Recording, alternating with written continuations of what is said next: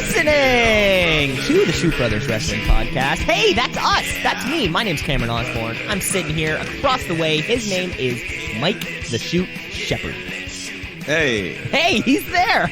We're here. A beautiful October afternoon, man. We're sort of, halfway through the month of October, and I gotta say, this feels like summer part 2. This feels like the encore of a band. Like a band, they play their last song, and then you're like, yeah, they still haven't played Back in Black. They're coming back up for that encore, baby, and it's going to be just as hot as the rest of the set was. And God, I gotta say, the hot weather is certainly reflecting the hot wrestling action that's happening all around the world right now, wouldn't you say? Yeah, it is. I would agree. The weather, the hot air, and it's also crisp. When autumn comes around, there's a crispness, the crunchiness of the leaves. But I mean, crown jewel. We're going to Saudi. We got everything going on in the wrestling world. We've got everything going on. It's going to be a great show. Like you said, we have Saudi coming up, and then a few weeks past that is Full Gear. And we have a special, one of those kind of other special weeks this week where probably because of sports, Dynamite is on Saturday, but that also means that we get a live Rampage because they just kind of do the back-to-back. Yeah, and they've added an extra hour to the Rampage, which will be on YouTube. They're doing a buy-in, so it's kind of like a special episode now as well.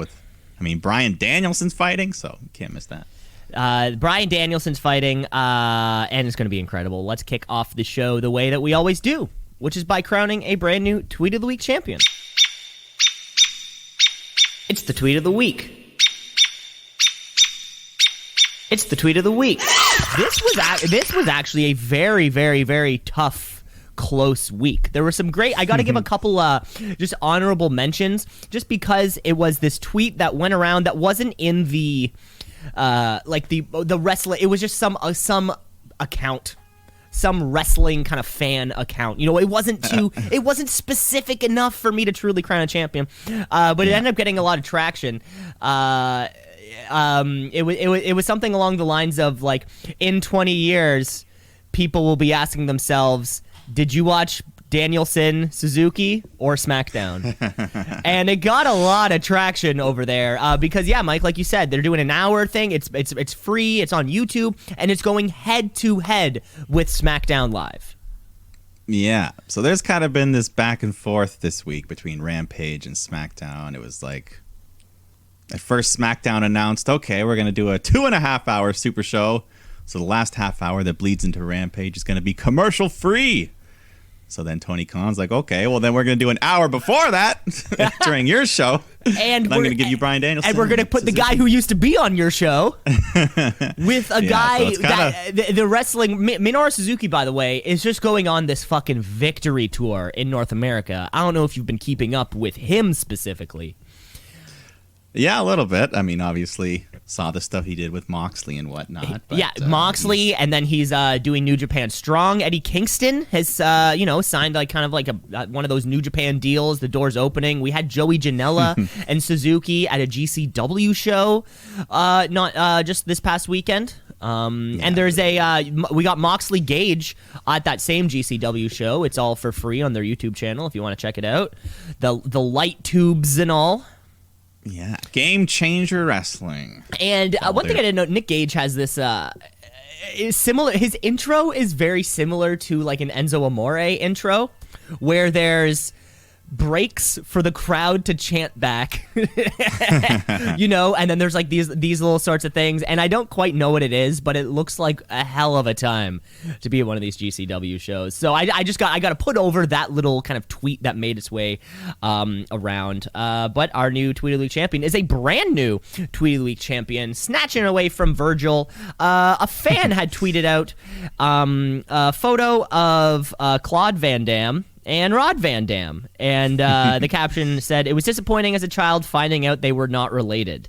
Rob Van Dam responded to this fan by saying, "Imagine how we felt." Good point, though. Sometimes you see last names in people, and you're like, are they actually related? And not this time. But Rob Van Dam. I think it's spelled differently too, but that's okay. Yeah, that's okay. No one's keeping score or anything. No. But hey, Rob Van Dam, new 2 League champion. When are we gonna see him pop up in one of these buy-ins? Yeah, I'm sure he could definitely do a battle royal or something. Exactly. Yeah, I mean, the other week would have been the time when they were in Philly, the ECW hometown. They could have brought him back. And there was that ladder match. I mean, of course, there was that ladder match. Of course, Adam Hangman Page ended up being that Joker card. But hey, it could have been reserved for Rob Van Dam, RVD. Well. I think Hangman was the right choice, though. Hangman was certainly the right choice. I think it would be a lot of the fans would have thought that was one of those fan service type He could have been the other Joker because you and I always say there's 2 Jokers. Every deck of card has 2 Jokers. My most recent use for Joker cards is when you lose one of the other cards in the deck, and then you get to use that Joker card, kind of draw over it. You're like, no, it's a ton of clubs now. Yeah. I have 2 sets of. I have 2 decks of cards. Both of them have missing cards, or no, one of them missing cards, so I had to replace with the Joker, and the other one, the back of the card ended up peeling off. So you could just tell, if you're going through the deck, you're like, I know that's the 9 of spades. I know that's what it is. So we had to. Well, next time, if you're low on cards and it's late at night, order a Pizzaville pizza. Don't they give you a deck of cards? Oh, really? I never knew that. No. They used to. I don't know. I knew it was a rainy day in Pizzaville, but I didn't know they were giving out playing cards. It's been a long time, maybe. I don't know. It's not that good of a pizza. That was it. Rob Van Dam. Congratulations. Let's move over to our professional wrestling week, because I guess last week's show was Thursday, Wednesday. Oh, God. Yeah, a week ago. Dynamite. Thursday. Yeah, Dynamite has moved around, so we kind of have nothing going on there, really. But let's move over to their other show. Kick off the week here. Let's kick off with some AEW Rampage. Rampage. Rampage. Rampage. Rampage. Rampage. Rampage. The Rampage. Yeah, why not start with a big match? CM Punk taking on Daniel Garcia. And Punk, once again, he switched back to the long pants. So I don't know what's going on here. Is there a name for him when he's wearing pants? Because you said, didn't you say CM Trunks? Yeah, but I don't know about the pants yet. Okay. Well, you never know. Either way, it doesn't matter what he's wearing because he's got the crowd fully behind him. And yeah, him and Garcia just have a nice old school style wrestling match here. Garcia hangs in with the veteran. He's also got 2.0 as well, hanging out, helping him out. But anyways, CM Punk takes them all out. Big crossbody to the floor. And then my favorite spot of the match is when he picks up Garcia and just hits a gnarly spike pile driver. Fucking destroys him and locks in the Anaconda Vice after to force Garcia to tap out. The Anaconda Vice. I do like, Excalibur definitely called that. Ooh, that sounds fantastic. It's a cool move. He wraps your arms up all and yeah. But good match. I thought Garcia looked pretty good, even in defeat here. He got to hang in there with a guy like Punk.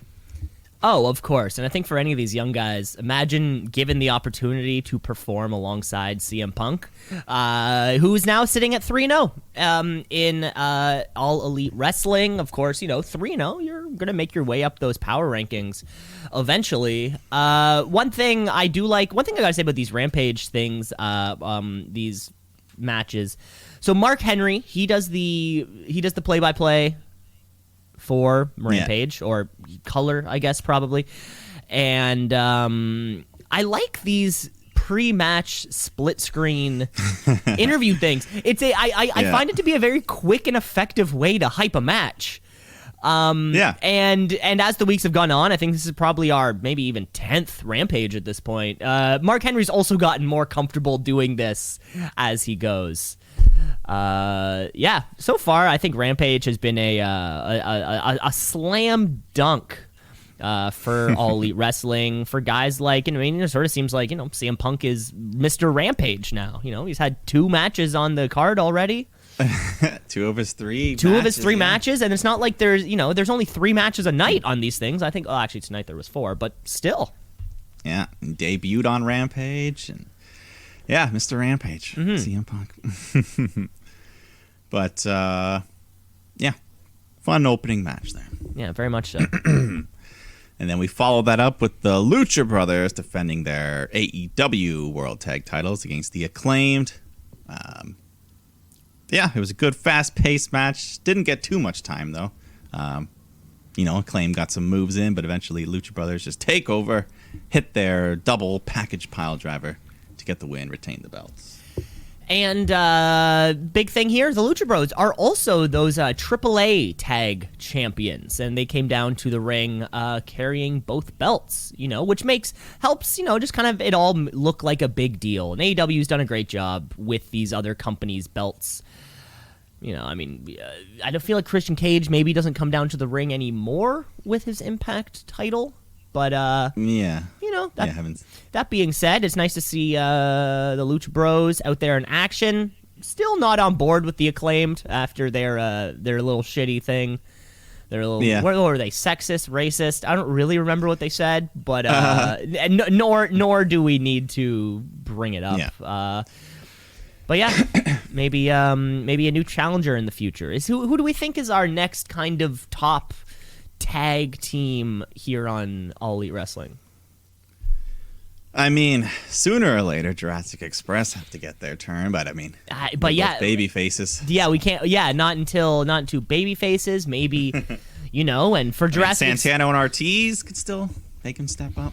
Yeah, another team like that. Or is it, will Jungle Boy winning the tag championships just feel better if they beat the Bucks for it, the Young Bucks? I don't know. These belts will probably be on the line at Full Gear, which is only a month away now. Oh yeah, yeah. It'll absolutely be on the line, and we'll figure that out. We got a couple weeks. Mm-hmm. I don't know. Check the rankings. See who's up. Check the rankings. But before you do that, let's go to Jade Cargill taking on Sky Blue, Chicago native there. Though not in Chicago, but that's where she's from. Yeah, we saw her for the first time a little while ago. I think as an Battle Royal. As an unsigned performer, but now I think she's signed within the company. Yeah, she's young, she's fresh, but she's just here to do the job. So Cargill just squashes her, hits the Jaded, gets the win to remain undefeated, whatever that record's at now. But. God, who knows? 15-0, probably 16-0. I bet she's getting these wins on Dark. Just like a lot of people are. I'm sure Thunder Rosa, Ty Conti, I'm sure their records are pretty damn good. Yeah. Afterwards, she goes to beat down Sky Blue. Thunder Rosa chases her off. So I guess they'll feud or something. Yeah, between two of the top performers. Yeah, Jade Cargill still pretty green. I believe that's the term, right? That's what Bruce Pritchard would say. So, of course, having those short matches helps to kind of cover up those areas. But yeah, Thunder Rosa, though, she's experienced. She knows how to put on one hell of a long match. We've seen it before. Yeah, and I mean, Thunder Rosa, Britt Baker Part 2, that's coming sooner or later. That'll have to, yeah. Some kind of extreme hardcore stipulation again. Give it to us again. Well, let's go to the main event of this show. Ricky Starks taking on Brian Cage in a Philly street fight for that FTW title. And don't be worried, folks at home. Some of you may be familiar with Chicago street fights, New York street fights, Detroit street fights. Don't worry. It's all the same thing. It's all the same. So, of course, we get the chairs. We get a broken pool cue, steel pipe, garbage cans, chains, everything here. Lots of unprotected headshots, too. I know it's a gimmick garbage can, but they were just smashing each other in the head with this thing. Yeah, I often wonder what that feels like if you were to kind of like push it, because it's not foam. It's not. Yeah, it's like it's not aluminum foil, but it's not fucking aluminum metal. I don't. Anyways, they're smashing each other around. Cage looks. He's ready to hit the drill claw when Hook comes running out. Tries to hit Cage with the FTW belt, but he gets taken out. So Hobbs has to come in next. So Cage is just fighting off everyone at once, and that allows Ricky Starks to grab the title belt, hit Cage in the head with it, and then he hits a shitty-looking spear, but that only gets a 2 count. And then afterwards, Cage throws Starks headfirst into the corner, into a chair, and he just flung himself into this, cut his head open, maybe the hard way. Busted. Oh yeah, that's how you bust open the hard way. Yeah, so he's bloody. Cage just starts beating him, but then Hobbs jumps in again. Hook runs in. So everything at once. This allows Ricky Starks to hit the Rochambeau, get the 3 count, retain his FTW title.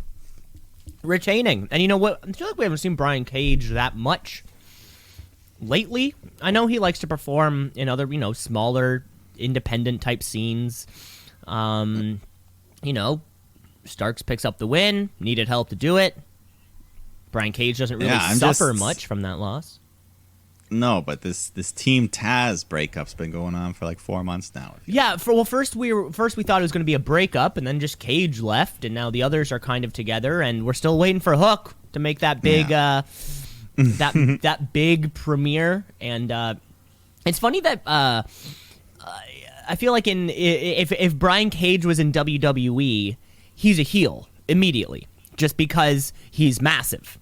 Like it is almost funny to see, and especially in this match where it was a David and Goliath, but the David was the big guy and the Goliath was the little guy. It was almost this kind of change of scenery or whatever. But yeah, hopefully we'll see Brian Cage back sooner rather than later. It sort of seems like there's weeks at a time we don't see him. Yeah, just hopefully he's done feuding with Team Taz, because he lost the belt, he lost the rematch. Let's just move on. Yeah, move on to something else. We know he can do it. I think it was Double or Nothing, where it was Cage Page. I think that was the opening match of the night, or close to the opening match, and that one was just a banger. Yeah, well, set your eyes on a bigger prize, Brian Cage. You don't need that FTW title. Yeah, you don't need a fake title. If you go to All Elite Wrestling's Wikipedia page, it barely counts the FTW. It's sort of like there's like main titles and then like others. And it's in the other section. So that is tough. And that was your Rampage show. That was that. Quick.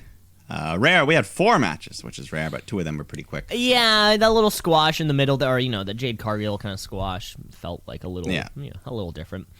And that was that show. Let's move on to our next show, because I guess we should have started. I guess we got to kind of go back in time here for a little bit.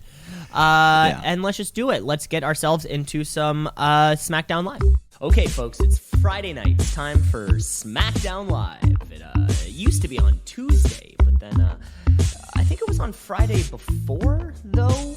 No, wait. We used to film it on a Thursday and then release it. It's just SmackDown Live. SmackDown Live, hot off the draft, but still not in effect. It's still not the season premiere? I don't know. We're in this limbo here, as we said. But the show kicks off with Adam Pearce, Sonya Deville in the ring for the SmackDown Women's Championship contract signing here. So they got the table, Belair's in the ring, but then Sasha, she was standing off on top of the announce table, and then Becky was just had her own table on the ramp, so everyone's got a table here. You get a table.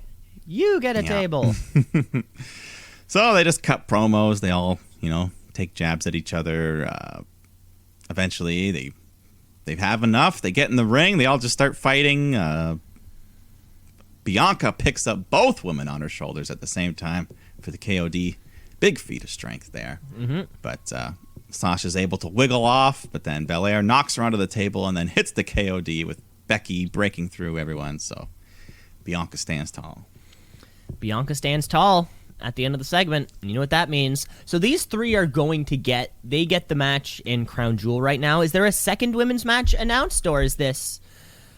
I mean, there's the Queen's Crown tournament. Yes. So that'll finish there. But no, it's weird because Charlotte Flair, she's been like involved in this feud, even though she's not even supposed. I don't know. She's the Raw Women's. Yeah, well, and the way, and it's certainly not surprising that WWE takes all the women with the belts and have them all fighting each other. They've been doing this for 2.5 years now. Yeah, something like that. Something like that. But we do have some crowns to crown for Crown Jewel here.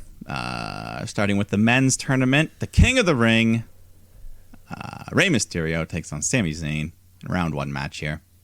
And King Nakamura has gracefully given up his crown out of respect for the tournament. Which he's not even in. What a respectful man. I know, that was the worst, eh? It was like he spent all this time it's so funny.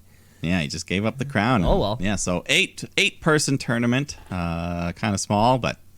Anyway, Sami Zayn, Rey Mysterio. Sami's doing well, so Dominic comes out to support his father, and it helps for a little bit. Rey's in control, getting hyped up. So Sami gets desperate, removes the turnbuckle padding, but then Dominic just goes to fix it for whatever reason. He's overstepping his boundaries. Rey's like, "What are you doing? Get out of the way!"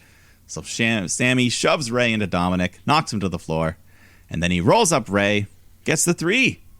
So Sami Zayn moves on to the next round, the semifinals. But I don't want to spoil it, but Sami Zayn is not allowed to go to Saudi Arabia, so he's not winning this thing. That's a good point. I forgot that. Welcome WWE. We like to do shows in places where some people are flat out not allowed. That would be like the NBA playing. Maybe they'll swerve us all, and Sami will be like, "If I could change, you could change. We could all change." And it'll be like the end of Rocky IV. That's a good point. That is a good point. That would be like the NBA playing a game in Turkey and then saying, "Sorry, Enes Kanter, you're just gonna have to sit at home for this one," which is interesting to see. And yeah, so both Mysterios are going to Raw whenever that kind of happens or whatever. So this story might not this story that we have between the Mysterios might not conclude here on SmackDown. It might be something to happen over there on Raw as Dominic finds his path. Yeah. It's gotta happen though. They've been planting the seeds for a long time. Yeah. This father-son is gonna break apart. But in between matches there, we get a short little hype video for Hit Row coming soon. So hopefully, seems like they're being hyped up as baby faces as well. I guess we'll see when they come out. But yeah, I guess we'll really see when they come out. Really, there's two types of either as a promo package of you where you're kind of like staring down the barrel of the camera with like low lighting and quick cuts, which means heel, or anything else, which means babyface. So I guess this was a babyface promo in that they didn't sound dark and vengeful. Yeah, we'll see. But let's kick off the first ever Queen's Crown tournament. Round 1 match here. Zelena Vega taking on Toni Storm. Well, you'll see it's a theme of this whole first round. Not much time given. But they do what they can with it. Vega gets the offense in. Toni fights back. Zelena hits a nice code red, and that gets her the win. So all of a sudden, Zelena Vega's on a, 2-match win streak? 3 matches, wow. Her career is turning around, but I feel bad for poor Toni Storm. Toni Storm, who was called up in the middle of the summer, July maybe, and one of those kind of unceremonious call-ups because she just kind of, it was one of those ones where we saw it with Rhea Ripley too, where it's like, next week, Toni Storm. And you're like, what? Why? Huh? Oh? Yeah, and then she's only had like 3 matches, and yeah, this is it, losing in a minute and a half or whatever it was. So. Yeah. Too bad. Up next, the Bloodline come out, and Roman just talks about Paul Heyman doing his job. He was able to keep the group together on SmackDown, so we should all acknowledge Paul. So Roman says, we love you, but I want you to come clean. Tell me about Brock. Admit you're responsible for Lesnar being a free agent. So Heyman just starts to mumble, and Reigns grabs him by the face and makes him look him in the eyes, and Heyman tells Reigns that Lesnar can't stand the fact that he's going to get conquered by you at Crown's Jewels. And anyways, eventually, Heyman just says what Reigns wants him to. That this was a great Paul Heyman. This was a great Paul Heyman promo, really leading into his cliches. In the way that he can very much control the crowd, just like some of the best promo people out there. Really looking forward to this match because I feel as though this might be like a long match. That would be the most surprising element. I don't know who's going to win, but if this thing went 25 minutes, that would be the highlight for me. Yeah, I think they'll get to go a good amount of time. I think it'll be the main event of the show, so let them go at least 20. At least 20. And we will talk about it, before the week or before the show. We will get into the card breakdown, but this is definitely our main event coming up. Yeah. But let's go to the next match in the Queen's Crown tournament. Carmella taking on Liv Morgan. Right off the bat, Carmella rolls out of the ring to go get that stupid mask put on. And just as stupid as the mask is the finish of the match, as Carmella super kicks Liv and gets a 3. So just like that, Carmella advances to face Zelena Vega. Liv, we all know Liv. I mean, she should have won it. The crowd likes her. Why not? The Queen's Crown is for people like Liv Morgan, not Carmella. We've all seen Carmella. Yeah, we're now this is tough. This was tough. Our second women's match of the night, second one to be under 2 minutes. I feel like we're verging on the give women a chance movement again. I feel like we're getting very, very close to that. Between this and, hey, nobody's going to be perfect, right? I mean, everyone's trying to do the best that they can for everything. I know Ring of Honor has a dedicated show has a dedicated hour of women's matches. They're trying their best. Hey, maybe something like that could work over here. What happened to that dedicated women's pay-per-view? That we had that Evolution. one time and then never had again. Yeah, I've been waiting for part 2 for years now, but It was Evolution. That's what it was called? yeah, Evolution. Right. Great. We had the I think we had Ronda Rousey was there. Well, I think that was also the one. Charlotte, Becky. We got that last woman standing match between Charlotte and Becky. Yeah. Oh, well, let's move along because dear friend Happy Corbin's here, and that Madcap Moss is with him. Happy Talk, just another worthless talk show. I know. At least they dressed the setup. They had a coat hanger with a bunch of hats, a little table with booze on it. Yeah. Madcap Moss kicks us off with an awful joke. What instrument do you find in a bathroom? I don't know. A tube of toothpaste. Wow. Yeah. Owens doesn't like it. He's not laughing. He comes out, attacks them, but it's 2-on-1, so they take him out. I think right around here we also got a promo with Mace. Yeah. Which is the one who's not Dominic Dijakovic. In case you forgot or were wondering. Long hair. Yeah, he told us he's ready to dominate anybody. And that's about it. I guess we'll see. I mean, I don't. I'm not going to take him for his word. We're going to have to see. His last appearance was like famously gotta be one of the worst built factions ever. Right? And Mike, you would have a far more extensive knowledge of this. But like even the Spirit Squad won the fucking tag championships. Like Retribution did so little that it's almost amazing. It's almost amazing that they were able to achieve so little. Yeah, it was terrible. But we head backstage where Naomi just barges into the manager's office, tells Sonya, "I'm tired of this. Why wasn't I selected for the Queen's Crown tournament?" And Sonya says, "You're not worthy of being queen. You're not even worthy of being on the roster." So Naomi's like, "Woman, I'm a 2-time SmackDown champion." And so then she just says, "Adam, can you just trade me to Raw?" Sonya's like, "No, I'm not done with you. SmackDown, next week, you're going to have a match against me." So, it's on. Finally, it's Sonya's on. Finally. Guys, you can book cool matches on free TV. You're allowed to do that. It's often cool and worth it. Yeah. I mean, we see on a weekly basis Bryan Danielson matches for free. We see CM Punk matches for free. Not that hard, guys. Not that. It can't be that hard. Yeah.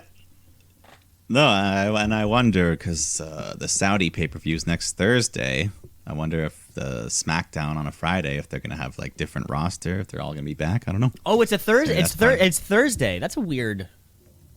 I think it's Thursday at, like, 1 p.m. or something because of the time zone. Yes. I do remember, the greatest Royal Rumble. That was the first time we went, right? Yeah. Yeah, I do remember that, kind of like waking up, making some brunch, pot of coffee, and then like, ooh, wrestling's on.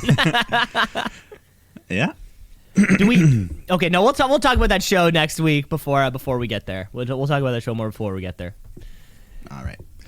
Well, we've got the next first round match in the King of the Ring tournament. Cesaro taking on Finn Balor. So Balor looking to upgrade from Prince to King.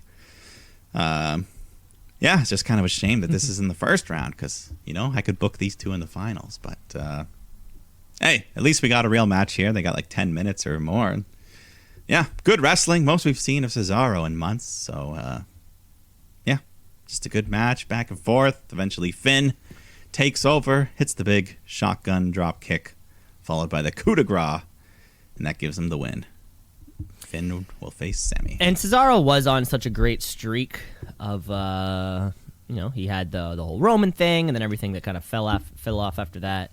And I feel like with the return to these live shows that they're doing, or they have dark matches before, after, and then they go, the live schedule that WWE likes to do. I feel like Cesaro he's going to be just doing that. I feel like he's a live show guy.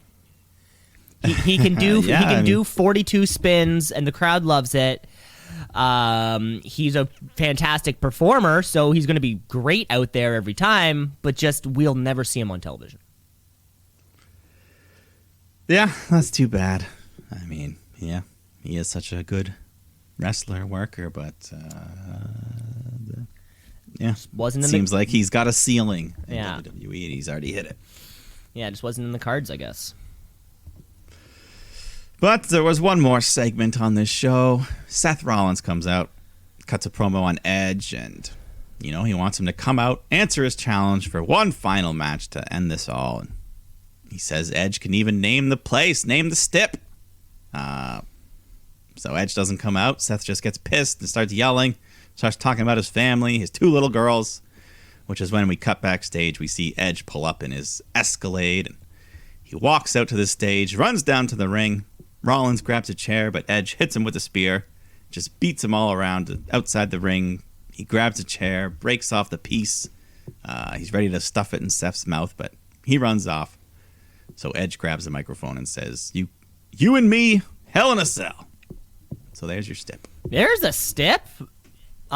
In Saudi? I'm assuming. Huh. Yeah. So, hey. I mean, the last time Seth Rollins was in a Hell in a Cell match in Saudi Arabia, it went totally well, and everybody loved it. I think I have my history right. No, that was the rematch was in Saudi. The rematch was in Saudi. You're right. My mistake. Yeah. That's okay. Yeah. I like the personal story kind of thing, right? Seth breaking into Edge's house, the photo of like him and his kids or whatever, and it's a lot of fun. It is a lot of fun to see. Are these guys both going over to Raw? Yes. So out of this current SmackDown card that we saw today, I guess Mysterio's going to Raw. I don't know about the women's matches, free agent, and then we got our guys going to Raw. Fun. So we had very few SmackDown people on the on this particular episode, but hey, can't win them all. Yeah, they know they've only got a few matches left with them, so they want to get them in there. Yeah, get them in there as much as they could. Yeah, definitely. But that was our SmackDown. That was it. That was fantastic, Mike. I mean, it was a quicker part of the first half, but should we take a break right here? Yeah, why not? Take a quick little break. Exactly. Quick little break. We'll come back with all the second half action. And we're looking forward to, what is it, Raw, NXT? Hell yeah, baby. Stick around. Let's shoot, yeah, let's shoot, yeah, let's shoot, brother, yeah, let's shoot, yeah, let's shoot, yeah, let's shoot, brother, yeah. Welcome back to part 2, the second half here of the Shoot Brothers. Thank you for sticking it out through the break. Thank you. Thank you. And what is kind of like a shorter week for us. It's weird how these things sort of stockpile up sometimes, but of course next week we could be looking at a long show. We have an extra hour of Rampage. We have an extra 30 minutes of SmackDown uninterrupted. Have you and like AEW's done this a couple times now where they very much tout. They're like, it'll be commercial free even if we go past 10 p.m. and everyone's like, yeah. But WWE, have they done that much in the past, if that you can recall? It's been done. Yeah, I remember one episode where I forget what the deal was, but it was like Vince McMahon's like, I'm buying every commercial. This episode's commercial free. And it was like a whole 2-hour Raw with no commercials or something. Because you would think you could do that realistically. That's all you got to do is just buy it. I mean, if you don't care about money, then buy all your own ad space. Well, in these promotions, we all know they're making money. Oh yeah, blood money. A little, they certainly are. There was a little like 10-minute featurette on Forbes' YouTube channel about Tony Khan and All Elite Wrestling. I guess they were filming the footage right before Grand Slam, Dynamite Grand Slam. And it was fun, just listening to him, talk a little bit, see some like behind the scenes kind of stuff of the performers not in their ring gear and baby faces and heels talking to each other like they're best pals. But he, in this little featurette, if you are interested, he really breaks down the money that they're getting. He is not afraid. He is not shy of giving figures of the $175 million TV deal they signed. Very much just wow, that's how much you guys signed Dynamite for. And then he was talking about revenue they had to make when there were no live shows and all this kind of crap. It's a fun little feature if you are interested in seeing the chick magnet himself, not just kind of doing his own thing. The chick magnet? I thought you said Tony Khan. Oh, CM Punk's there for sure. Okay, but speaking of Tony Khan, did you see this image that is making the rounds over the last 24 hours of him? No, please tell me. It's Tony, and he's at like a Jacksonville Jaguar game or whatever on the sidelines. Yeah, but he's holding a clipboard. And avid internet users have zoomed in, and it appears to be the whole card of Full Gear laid out. Really? Like scribbled notes. It says like Hangman versus Omega, Britt Baker versus Jade Cargill, like all these things. And names are circled. And yeah, I'm sure if you go to your favorite wrestling news website, you'll see the headlines. Really? Oh my God. He's just standing there. And he's like clutching his little clipboard. He's at his football funny. game, but he's got wrestling on the mind. He's just like doodling, drawing cards, it's funny though. Okay, yeah, this people have zoomed in and like written out all the names. This is 100% a troll. It all looks real to me, right? This is 100% a troll, though. This looks legitimate. This looks legitimate. What, is it almost too perfect? Is it too perfectly set up? Like, I think especially like the Tony Khan, other people, I'm sure other backstage producers we saw Kenny Omega with his t-shirts for weeks leading up before CM Punk's actual debut. They know how to troll us. They know what they're doing when it comes to that.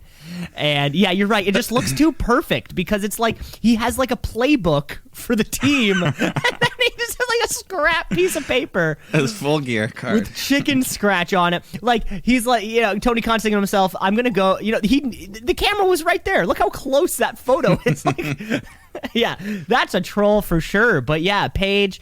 You want to have Cage hang Adam Cole, baby? That'd be a fun match. Yeah, I think Moxley versus Danielson's on there as well. Man, that would be someone transcribed it on Reddit. That's so funny. That is so funny. No, he's trolling us 100% for sure. Look how he's confidently just the way that the way that his hand is holding it, that it's like his hand is directly under the last line. It's not even like half of the last line is way to go, TK. Yeah, I just had to mention. I got it. I got to give it to him there. He's crushing it. He is crushing it. Let's get in. Hey, I love it. He's been talking a lot this week. He's been throwing the gauntlet down. He's like, "Oh yeah, WWE, you want to go head to head? I'll crush you." Things like that. Sure. What's wrong with a little bit of competition? Rappers call each other out in their diss tracks all the time. Yeah, right. I mean, as long as they're not killing each other like the 90s, and you're not being, you're not being you're not being rude. There's nothing rude with saying, "Hey Vince, let's go head to head on a wrestling show and see who wins." That's not mean. That's not rude. Yeah, he's not. Yeah, he's not like pulling Mike Tyson. I want to devour your children. Yeah, nobody's hurt. Everyone's fine, and we truly will get to see. Did SmackDown ratings drop in that that last little bit there? Who knows? Who knows what we're gonna see? And I guess it's live on YouTube, so it's sort of like you could watch one on cable and then one on YouTube and not have any conflict. Really, it's not like the one television in the house. Yeah, so we'll see how those ratings play out, but it's fun. It's fun. That's all it is. That's all it is. It's fun. That's what wrestling's supposed to be, right? That's what I thought it was supposed to be. Wow. Let's move on. Speaking of fun, let's move on. Crown Jewel is coming up on the 21st. Yeah, you're right. So that is a Thursday. But we also have Survivor Series to worry about next month. Couldn't tell you when or where it is. We'll probably kind of follow that same format of champ versus champ. Maybe a Big E Roman Reigns. That sounds like a. I mean, they kind of teased that already, right? Didn't they? A little? Well, and the way that these superstars are kind of going back and forth right now, it's almost like we're kind of getting this early Survivor Series build to whatever it is. And I think it's safe to say NXT will have no part of Survivor Series. That is extremely safe to say. But after winning they won the damn thing like 2 years ago. But yeah, dude, the sunrise on Daniel Bryan, we'll never forget that. Honestly, I gotta say, the best thing to come out of Saudi Arabia was that we got that one episode of SmackDown where the only people who could work were Daniel Bryan, Sami Zayn, and NXT. They were the only people, and all the women. They were the only people, and all the women that were actually there, because we had some dumb. Because I think that was coming off the one where we had the World Cup thing, so that was tons of superstars. We had a tag team champ, like turmoil kind of trophy, which took up a lot of teams. It was literally they put 100 fucking dudes on a plane. Yeah, that was fun. Like you said, Mike Wrestling's supposed to be fun. Talking about fun, there's only one thing I can think of to do on a Monday night. And no, it's not football. We're talking about Monday Night Raw. No. Let's get raw.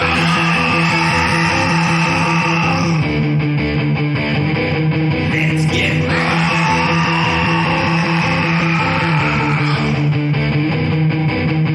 And this week, kicking off the show, really, new Raw... No, an old Raw performer. This is one of his last few episodes here on Monday Night Raw. Drew McIntyre makes his way down to the ring with his trusty sword, Angela. Mm-hmm. And maybe a farewell tour of sorts, right? He took us as the champion through the pandemic, had some incredible matches, and now he's moving over to SmackDown to see what the future holds. And who does he run into? But that WWE champion. The Monday Night Raw version, Big E, of course. He comes in looking fired up. Yeah, he's like, "Oh no, Drew, you think you're gonna take my belt? That's not gonna happen." So Drew's like, "Well, I'm a 2-time champ, 300-day reign. So, but I still never had my crowning moment. during that whole time. He never had it in front of the crowd. But then the Usos come out to interrupt, and they let them know that Roman is the man. He's going to face the winner of whichever you two at Survivor Series. So eventually we get around to booking a tag match for tonight because they're already here, right? So because we're already here, so let's just book it. You are right. The Drew McIntyre did never have his opportunity.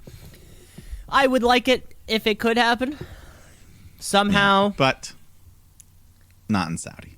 Certainly not. Oh, no, for sure. If it's going to happen, it's got to happen in front of the American crowd. I did hear a rumor that SummerSlam next summer is slated to be in the UK. Yeah, now that would be Now the time that to do it. would be, you know, if there is this way, and Drew McIntyre, he's still pretty hot. I'm seeing Drew McIntyre popping up on ads telling me to buy Spotify. Really? Oh yeah, I've been seeing it. Yeah, if we can kind of keep him around for the next 7 months, get that crowning achievement in the UK, that would be a lot of fun. Speaking of fun, and it would be like the 30-year anniversary of the last time SummerSlam was in the UK. Oh, cool. Yeah. It could be a big moment. It'll be one of those like 1 p.m. shows for us, I guess. But hey, I love it. It's like Wrestle Kingdom. It's like Wrestle Kingdom morning. I get to wake up. There you go. Pour my coffee. Yeah. Watch some of Wembley. the best. They could sell out Wembley.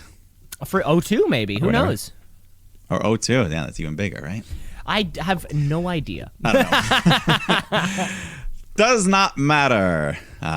Because let's get to this. King of the Ring. We got some more first-round matchups here. Xavier Woods, the petitioner of this tournament, takes on Ricochet, the man of a million flips.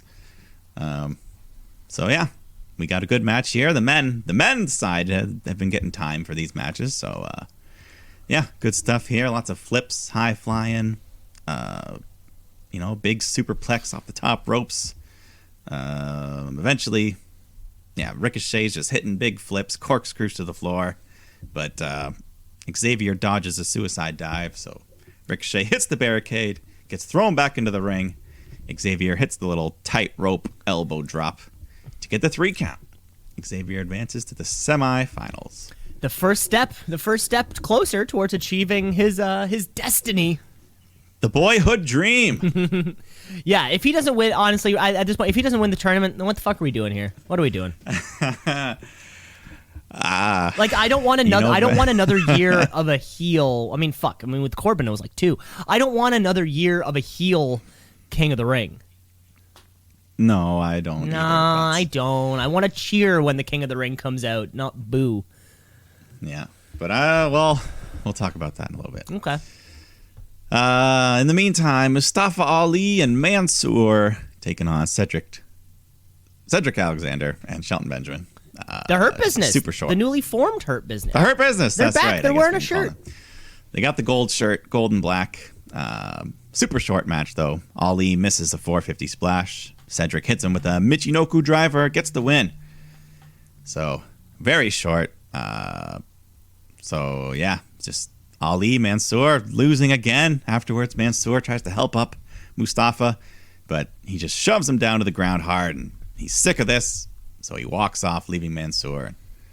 A bit later, backstage, he just beats the shit out of him, so they didn't get the tag match, but now they'll have a singles match. And I think they did announce it. That is true. I think they did announce that it will be happening at Crown Jewel. Mansoor goes over. It all makes sense. Yeah, he has to get his annual yearly Saudi win. So there you go. Everyone will be happy. Yeah. Shayna Baszler takes on Dana Brooke in the Queen's Crown tournament. Dana just hangs in there for just about a minute, but Shayna has enough. Hits a big knee strike to the head. Gets the easy win. And this is one of the ones where I guess it can make sense being a squash because Dana Brooke is not on the level of Shayna. So yeah, it's not believable that Dana Brooke would stand a chance against Zelena. Shayna. Yeah. So yeah, that is right. It would be nice to. It's nice to see Shayna Baszler in a match where Nia Jax was nowhere to be found. Yeah, I mean, with that injury angle, hopefully. I mean, we haven't seen Nia in a couple weeks. Hopefully, it'll stay that way. It could be, yeah. Yeah. But up next, we have Riddle taking on Omos, who Riddle challenged earlier, and before the match starts, Riddle gets on the mic. He's just like, "Whoa, man!" Starts making some bro puns. He's just stalling, hoping that his buddy Randy will show up to help him out, but Orton does not show. So the bell rings. Riddle goes, attacks AJ, but Omos just grabs Riddle, beats the shit out of him. Hits a choke slam, goes for the pin, but AJ's like, "No, not yet. Beat him up some more." So they just start beating him up, and in the middle of it, AJ's just conducting the men in the truck to put on the instant replays as, just showing the slow motion kicks as they happen. And eventually he hits the choke bomb. Omos gets the 3.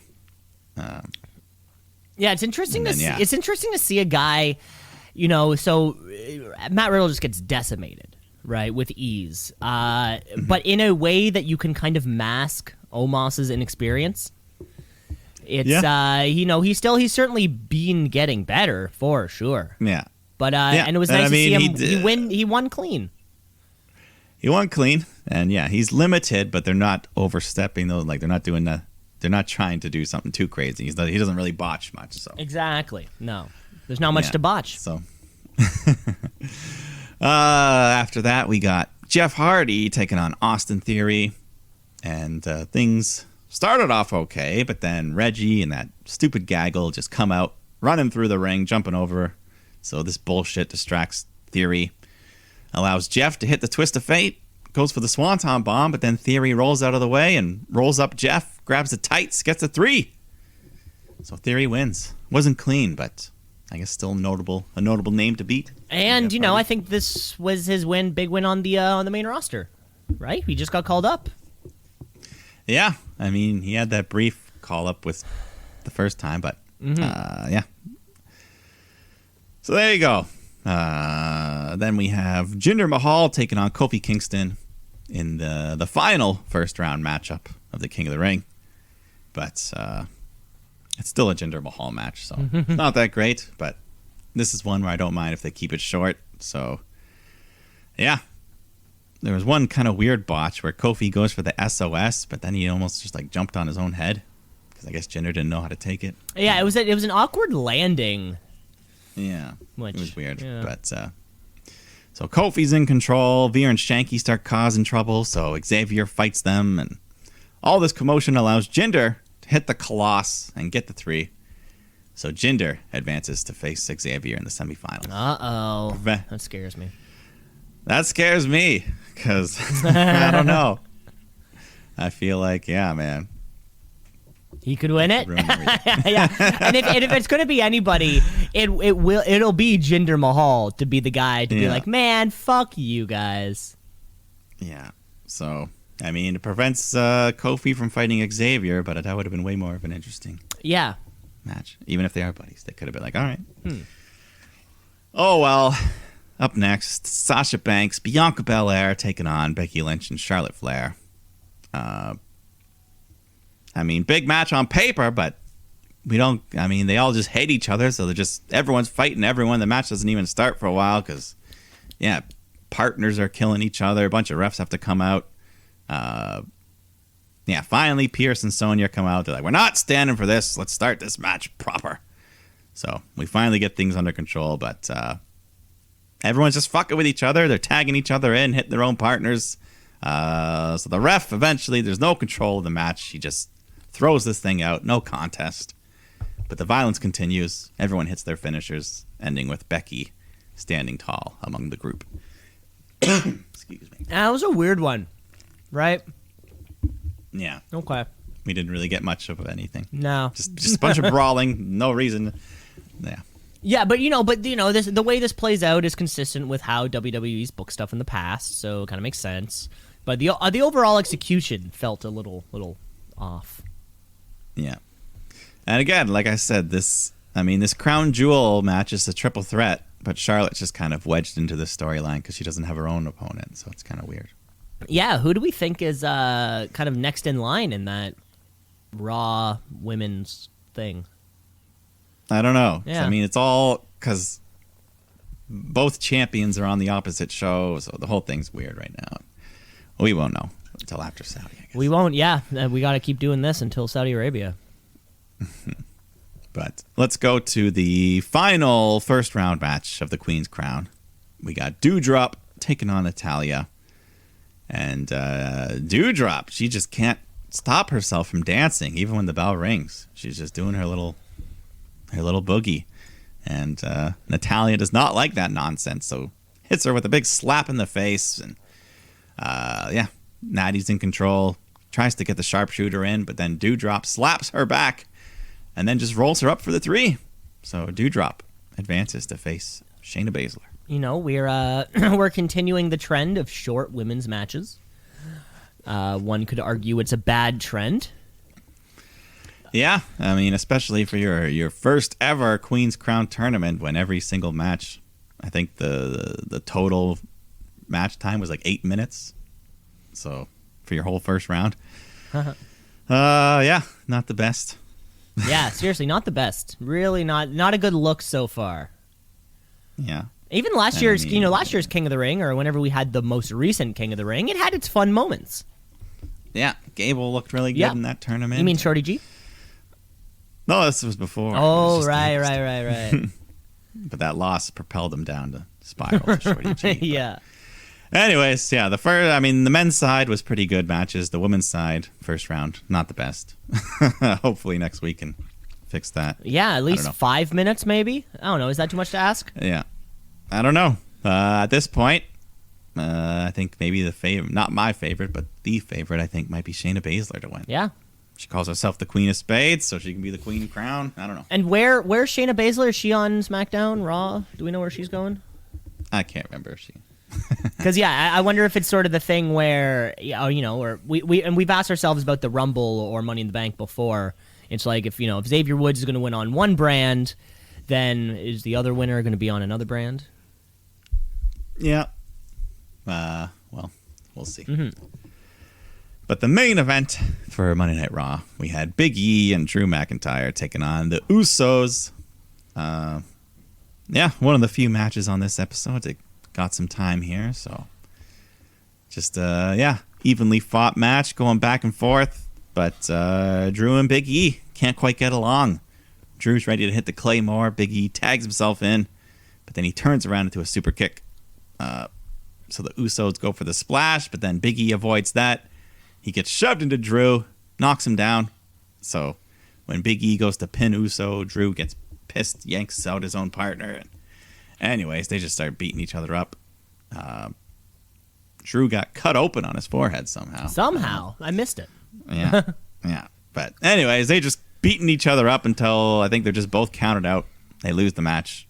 Usos jump in and everyone fighting. Drew hits a Claymore and walks off. This felt like the slightly extended version of that women's tag that we just had.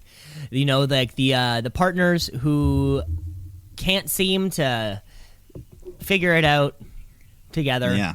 And then they end up. Yeah. And then they can't get along. And then chaos ensues. Yeah. Yeah, too many short matches on this edition of Raw. It feels like we're in this limbo where they kind of maybe painted themselves into a corner where it's like, they've told us, well, until October 22nd, nothing counts or whatever. That first episode of SmackDown will be the season premiere, I take it. Just bizarre. It feels like just weird booking up and down. Yeah. I don't know. I wish I had something nice to say about this. Yeah, no, I mean, Raw, for the last month or two, it was doing better. It was more consistent, but then, this episode really, nothing memorable. Really shit the bed. You can say it. It's shit. Yeah, not too much going on this one. Not too much, but hey, that was Raw, baby. That was Raw. Let's get on to our next show. Jeez, the shows are just flying by here. We are now, this is week 5 of the colorful rebrand that can only be known as NXT 2.0. NXT, what does it mean? I don't know, but it's some good wrestling. So NXT, watch and see. Gotta tap out a count out of 1, 2, 3. Now we're still calling it 2.0, right? Because they have it on the They call it that, but I don't think they really refer to it too much, like on screen. They don't. Really say. They really don't. I wonder if that is to, kind of further themselves from 2.0, their former tag team, which is now BTE champions over on the other brand. Yeah. Well, I think it's like NXT is the brand, 2.0 is the show. Like NXT 2.0 is the name of the show. Right. But everything is still NXT. Yeah. So. Speaking of 2.0, though, 3.0, whatever you want to call them, you got good boys from Shadowgay. You got to check out their YouTube whenever they're on BTE. Whenever they're doing their stuff on YouTube, it's like a news desk style type thing. They're both sitting there at a desk, and they just have really funny voices. Yeah, no, I think that was pretty much the same thing they were doing on WWE for like a week or two. Oh yeah, YouTube show. It's amazing. It is so much fun, and those guys, just love supporting some good Canadian kids. And but not many Canadian kids, I think, on this week's episode of NXT. We kick off the show with Tommaso Ciampa taking on Joe Gacy, who's his bits all like, "Hey, you're snowflakes." Yeah, snowflakes. Toxic masculinity is bad and weird. Yeah, he's trying to be woke. Yeah, woke. They got like somebody. This feels like an example of an old person writing something for a young person, but they're just so disconnected from the actual times and the way that things go. But this was a match, and then I think there was some kind of stipulation here where if Gacy wins, he'll be added to that match, to the match at Halloween Havoc between Ciampa and Breaker. Yeah, Braun Breaker. I'm trying so hard, Mike. Yeah, but yeah, Gacy, he does okay here. He puts up a decent fight. He kind of reminds me a little bit of Kevin Owens. He is a Kevin Owens type. Yeah, like Kevin Owens light. Kevin Owens light. Not as good, but no. But like he even looks similar. He was even doing like second rope moonsaults and stuff. And yeah, very similar. I'm sure there's a lot of inspiration drawn from him, but yeah. Speaking of inspiration, did you hear they debuted on Impact? No. Officially? That's awesome. So that's where those gals settled. I forget their new names. It's like Jesse Makaya and I think it's just their Christian names. It's not Billy Kay. No, I wish. No, it'd be Cassie Lee and Jess McKay. Yeah, Jessica McKay. I think it's just their normal normal names. Their shoot names? Yeah. Their shoot names? Yeah. Okay. Which means we can only be a step away from them coming to AEW. Hopefully. Or a step away. Yeah, hope so. But anyways, Ciampa is too much for Gacy. He hits the fairy tale ending, gets the win. Okay. And then afterwards, there was this big, bald, tattooed Baron Corbin looking dude. Just kind of attacks. I don't know what his deal is. So yeah, that guy, he has a new name now because he was Parker Boudreaux or something. And I had been following, just kind of not following him, but just sort of, I remember hearing that Triple H signed him. And then I think him and Eva Marie, I guess he's taking his wrestling advice from Eva Marie. And that's sort of how I heard of this guy who just looks like, big, young, tattooed Brock Lesnar. And now we've changed his name to something. I believe it's Harland. Harland. Oh, yeah. Harland something. Harland something or something Harland. I don't actually know. But yeah, it seems like he is, that the brick shithouse guy on this brand. This is what we know it's going to be, right? Vince told us. He literally told us. He's like, well, I'm going to put a lot of beef in the ring for you. I mean, different words, but After that, we had Toxic Attraction coming out to cut a promo on Raquel Gonzalez, along with Io and Zoe. Because they've all got the belts they want. So all three of them, and I think that those matches get booked for Halloween Havoc. So there's a chance Toxic Attraction could walk away with all the gold. And if you've seen their promos since they came in, this was the exact same one. But yes, it does. Other promos aren't. It does lead to the announcement of the rematch for that women's championship. The first time they fought to a clean finish. So, who knows? Who knows? Malik Blade takes on Zion Quinn. I'm still not sold on that name. Zion Quinn. It's X's and Q's. You're asking a lot. But anyways, this Blade, he gets a few moves in, but Quinn cuts him off real quick. His finish was just like a big running forearm, and that gets the win. Yeah, running forearm is not a good finish, I'll be honest. Yeah, it was pretty bland. But I mean, like, I don't know. what's the Karrion Kross finisher that you hate? It's like a Judas effect, but kind of dumbed down or something, right? It's the elbow to the back of the head. Yeah, also not a good look. Yeah. Oh, well. After that, we got Ivy Nile of Diamond Mine making her debut here, taking on Valentina Perez. And this Nile, I liked her. She looked impressive here. Good strength. At one point she had like Perez in like a horizontal press and then just shifted her up right into the vertical suplex. Looked real good there. And then a bit after that, she picks Perez up into a torture rack style submission and just stretches her whole body out. Perez taps out, gives Nile the big win in her debut. Yeah, big win in the big debut. The big submission win. I think Malcolm Bivens, so he's there. He's hyping up Ivy Nile. Roddy Strong is there, of course. And then I think we get a little interruption with Ikemen Jiro. Yeah, he comes out, takes a swing. So Julius Creed steps in and says, hey, let's fight. So Jiro takes on Creed. And, crowd likes Jiro. He's a fun guy. He's always got that coat on. And he's a fun guy.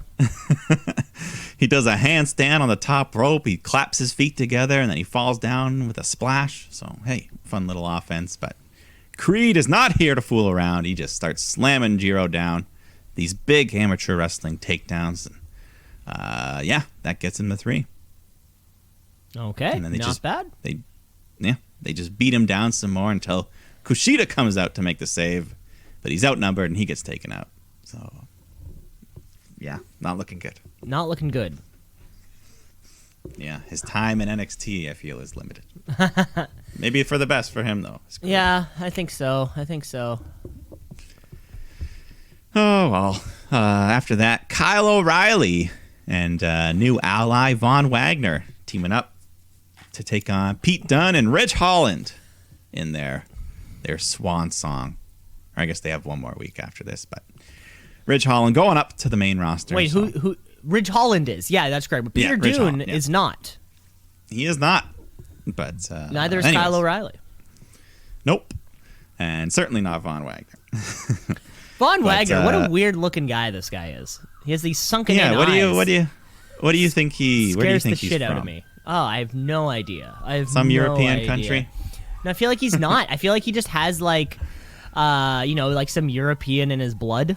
Or it's like his parents were immigrants, but he's probably... Well, my mother was from Norway, but I was born in Iowa. Exactly, something like that. Yeah, but Von Wagner he seems to be one of these performance center guys. He's never wrestled outside of this. Yeah, he's one of the new, him and Breaker and a couple other that you can tell they're the new crop that they're pushing, and this Harlan guy. I thought he looked pretty good. Yeah.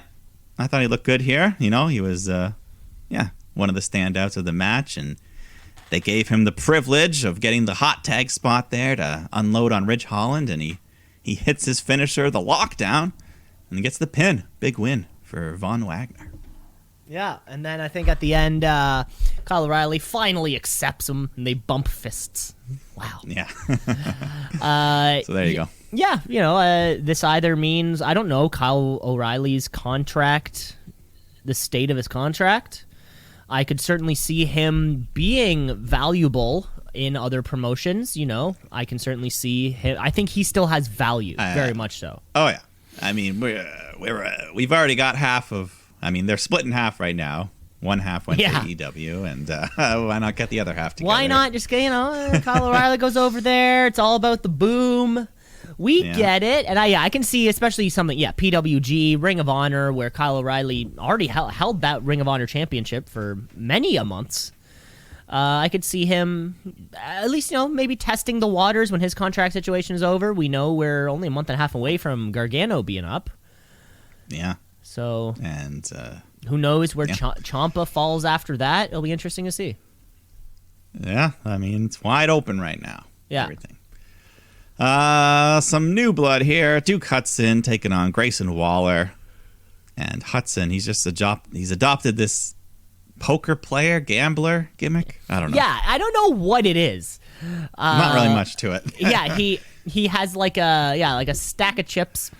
Yeah. But I mean, it doesn't, I don't know. Whatever, doesn't matter. The fans were cheering for Waller. He was actually getting good amount of support here. Mm-hmm. But Hudson ends up rolling him up with a handful of the tights to get the cheap 3 count. Boo. After that, though, we had some women's tag team action. Indy Hartwell and Persia Parati. Parata? I don't know. Persia Parata.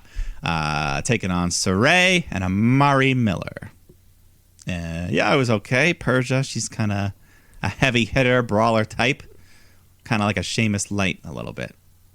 That's what I got out of her. But, eventually she hits this big slam, and Indy does the tightrope elbow to get the win. Her and Xavier seem to have the same finishing move now. Oh, yeah. Huh.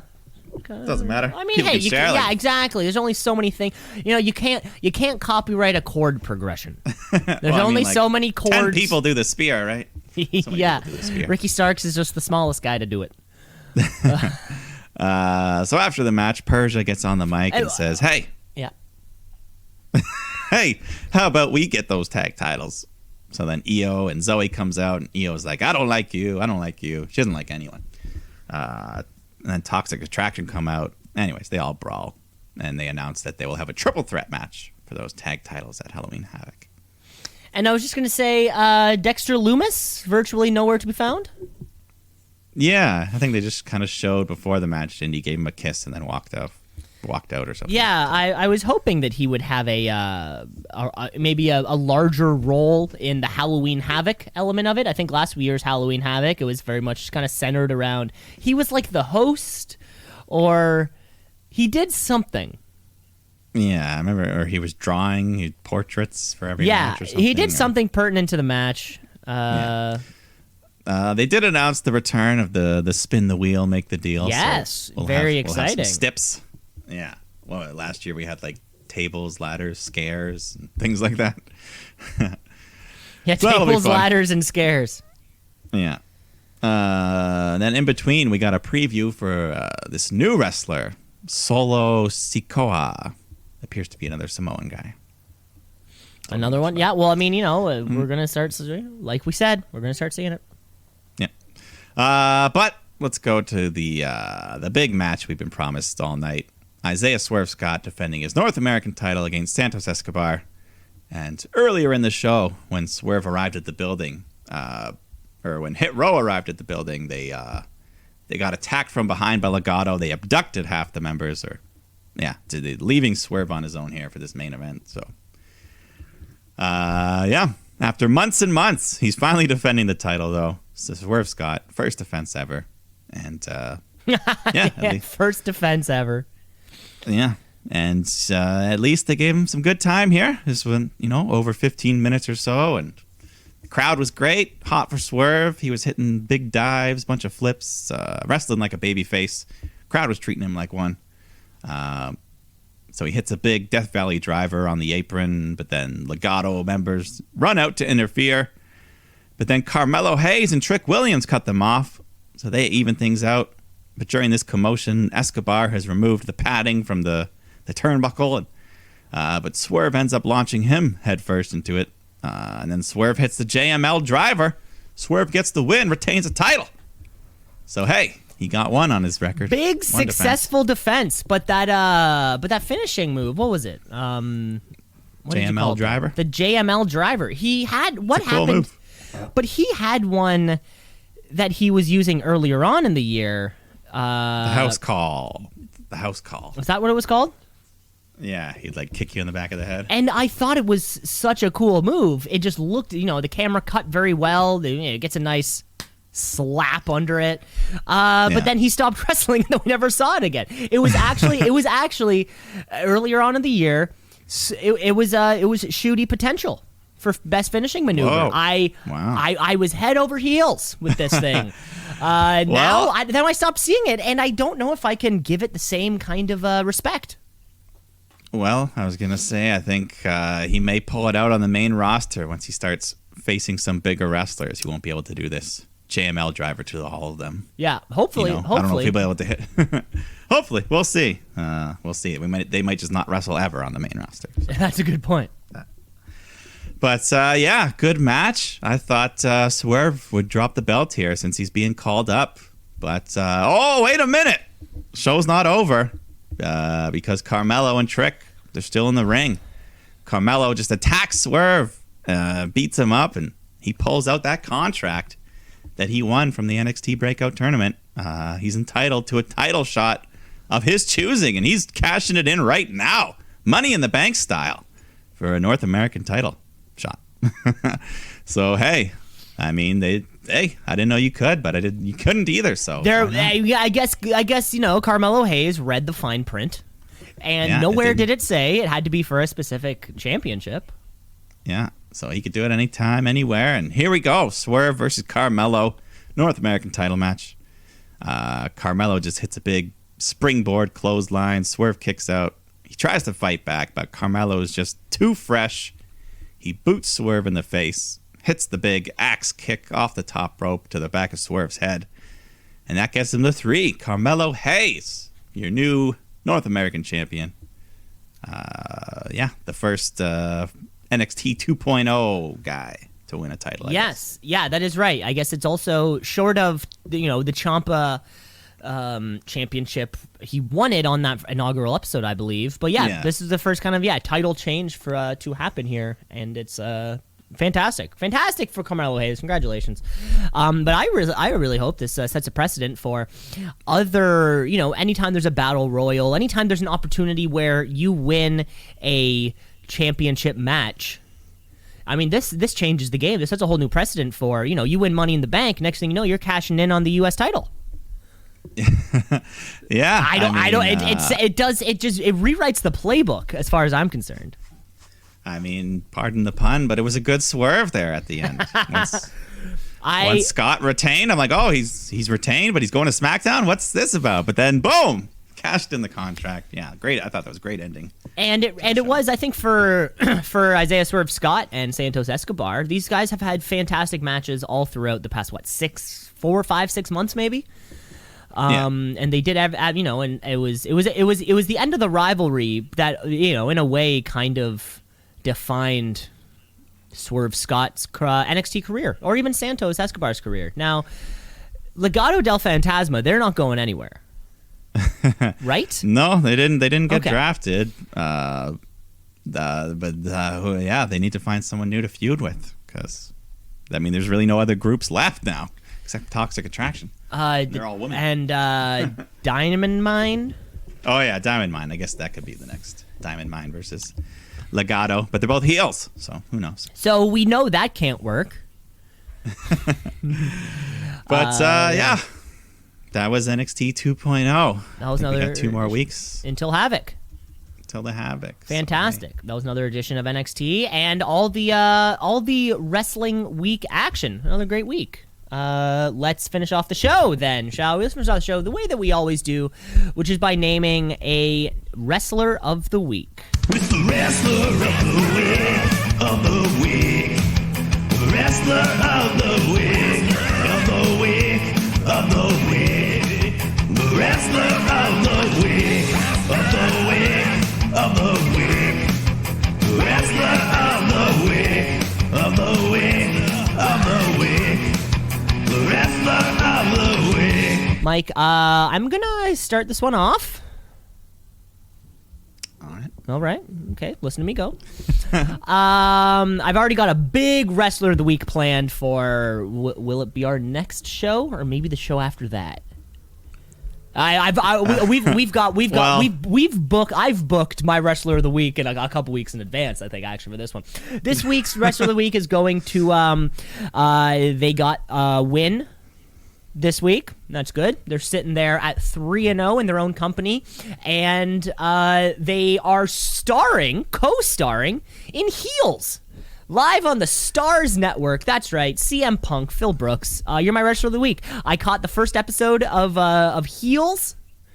Yeah, it looks pretty good. It's pretty good. It's pretty good. It's kind of it feels like Glow, or like a similar. It's a story we're telling. And Did you ever watch Glow? I watched the first season.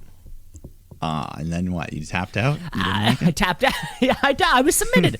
I tapped out. I tried to grab the rope. They pulled me in, and then I had to tap. And also CM Punk's just really excited about this show and kind of coming back to wrestling. He's been doing the interview circuit now, right? ET News and People and all the kind of like entertainment kind of things. It's great to see CM Punk just back in, the forefront. Yeah. And I like how he's, he started off, he fought Darby Allin. That's a big name, but now he's kind of fighting, not lower names, but, he's not just jumping into all the, not fighting Kenny Omega, Hangman Page right off the bat. You can save those big matches. And Owen, he did say that, right? He's looking forward to all the young, fun talent that just wants the chance to get out there and compete versus Bryan Danielson, who's like, he's like, I want to fucking win. That was a great, did you catch that interview? The After All Out media scrum. I saw highlights.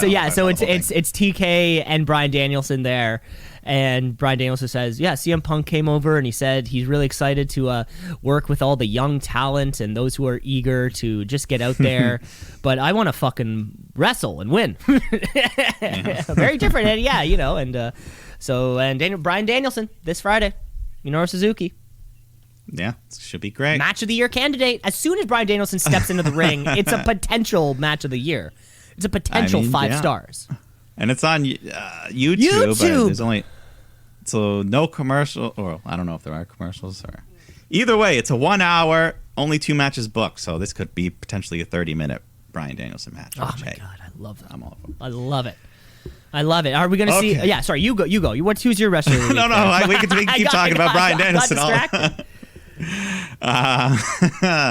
Yes, I'll just give my wrestler of the week. We talked about him just a few minutes ago. Throw it out there because it was such a good ending to that episode. Carmelo Hayes with the genius cashing in of that contract to win his first ever title and his first ever try at it. So hey, good for you. And truly changing the game in terms of cash-ins and how that all works. That was the show, folks. Thanks for listening. Rate, like, subscribe. Show is everywhere. Dude, it's on YouTube. You have no excuse to not watch Rampage. There can't be. It's not like, I don't have cable or I don't get that channel. No, just open your fucking phone, use some data, stream it a bit. I mean, we all have 30 gigs anyways. Nobody's fucking worried about their data crunches. Go to McDonald's, hop on the Wi-Fi. Go hit and McDick's. Starbucks. Sit there. Go to Strabs. Doesn't matter. Go to the public library. You can do this anywhere. Bryan Danielson, Minoru Suzuki. I really can't wait. And Mike, you take care of yourself. Yes. Have a good week. 2